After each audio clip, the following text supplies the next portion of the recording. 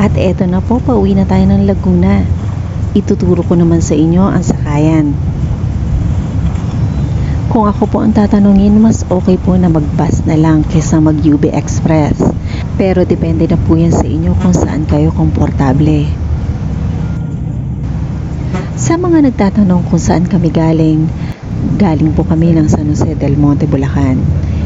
At binabaybay po namin ng Malaria, Pangarap, Lagro, at SM Purview. Mas mainam po na maaga matapos ang MRT 7 para iwas traffic po tayo.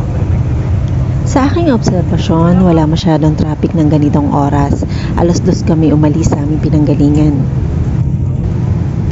Nakapagbiyahe na rin po pala kami gamit ang UB nung may dala kaming aso. Medyo napamahal po kami sa pamasahe pero okay lang po. Pero kung gusto nyo makatipid, mag-bus na lang kayo at MRT. Sa part 1 ng ating video, GMA Kamuning ang binabaan natin pagkagaling natin sa MRT. Ngayon po, pagkababa natin ng bus, doon pa rin po tayo bababa. Andito na po tayo sa Kamuning GMA at aakyat tayo ng MRT para makatawid sa kabilang side.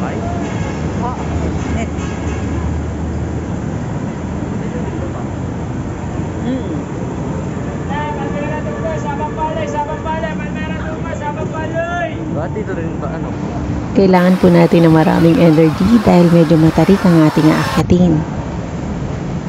Pagkatapos nating pumila sa card, sasakay ulit tayo ng MRT. Sa mismong Ayala po tayo bababa dahil nandun ang sakayan ng mga bus. Nakapass forward po pala ang ating video dahil medyo malayo ang ating lalakarin bago makarating sa terminal. Ang pupuntahan po pala natin ay terminal ng mga bus. Andito po ang bus ng Balibago.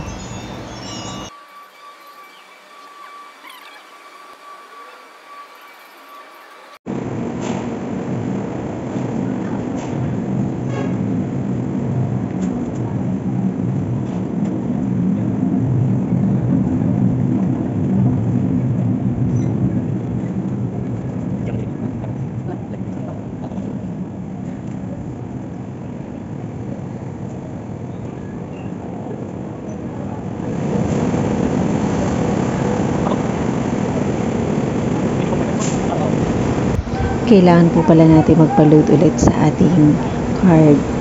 Baka po nalilito kayo, magkaiba po ang card na gamit natin sa MRT at card sa bus. Pareho lang po sila ng kulay.